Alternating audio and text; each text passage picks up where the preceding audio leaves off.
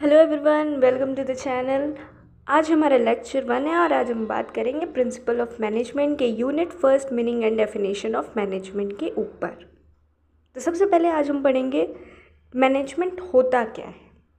ये मैनेजमेंट का वर्ड है क्या चीज़। ये वर्ड देखिए, हम सब जानते हैं कि हम ह्यूमन बींग्स हैं और हमारे बहुत सारे वांट्स और डिज़ायर्स होते हैं। अनलिमिटेड वांट्स होते हैं, अनलिमिटेड नीड्स होती हैं हमारी।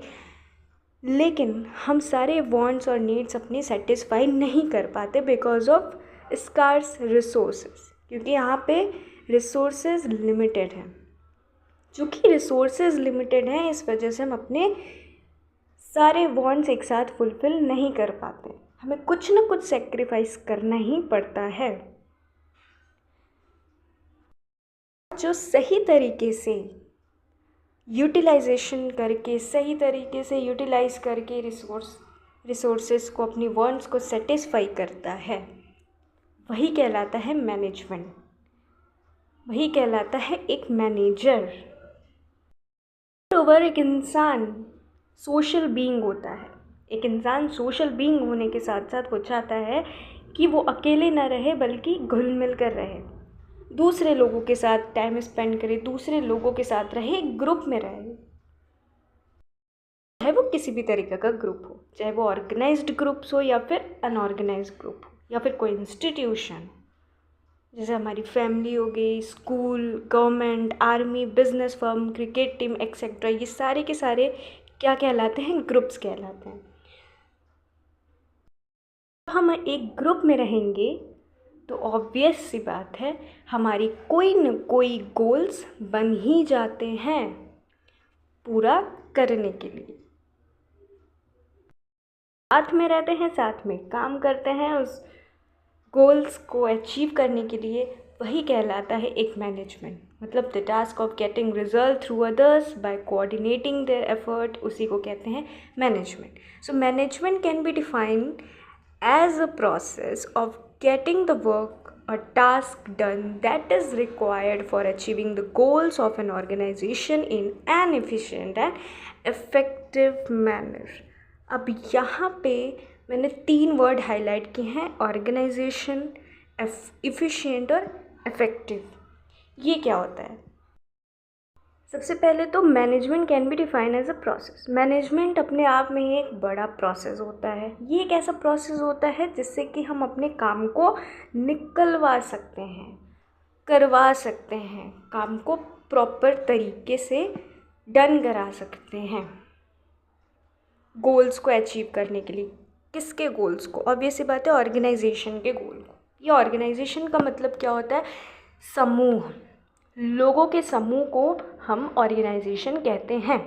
फिर चाहे वो प्रॉफिट ऑर्गेनाइजेशन हो, चाहे वो नॉन प्रॉफिट हो, मतलब चाहे वो प्रॉफिट करने के लिए काम कर रही हो या फिर नॉन प्रॉफिट के लिए वो काम कर रही हो। तो ऑर्गेनाइजेशन बेसिकली एक ग्रुप ऑफ पीपल होता है जहाँ पे एक साथ सारे लोग गेट टुगेदर होके काम करते हैं। वो होता है ऑर्गेनाइजेशन।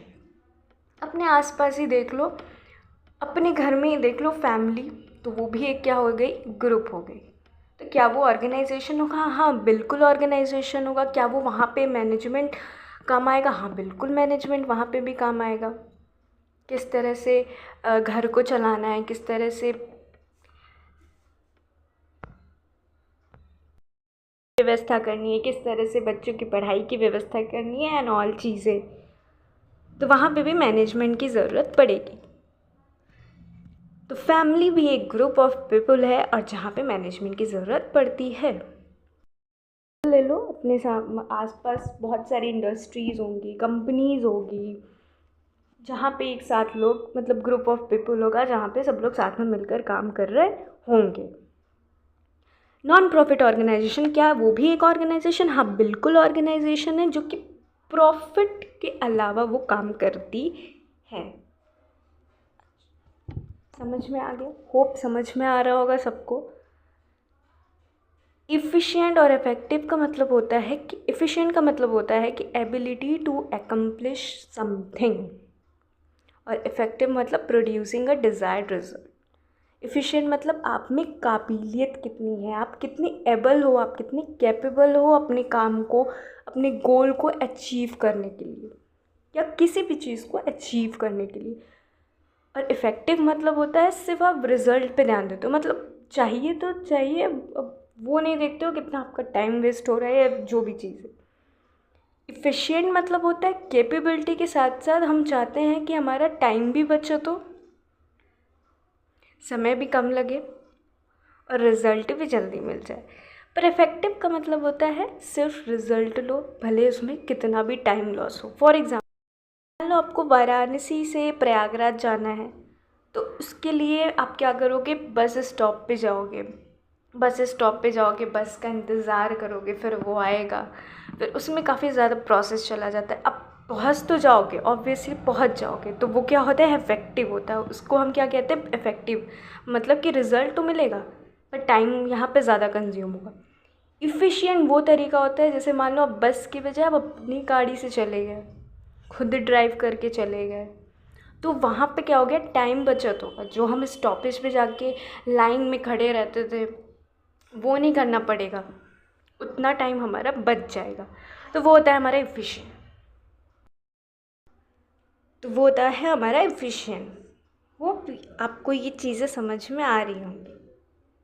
मीनिंग के साथ साथ डेफिनेशन को का भी ज़िक्र होना बहुत ज़रूरी होता है। अगर आप एग्ज़ाम पॉइंट ऑफ व्यू की अगर हम बात करें, अगर आप एग्ज़ाम में कॉपी लिख रहे हो एग्ज़ाम में अपने आंसर्स, तो मीनिंग के साथ साथ आप एक डेफिनेशन देते हैं। डेफिनेशन का मतलब होता है कि अपने मन से वर्ड बना के लिख देना नहीं, वो डेफिनेशन नहीं होता, वो मीनिंग होती।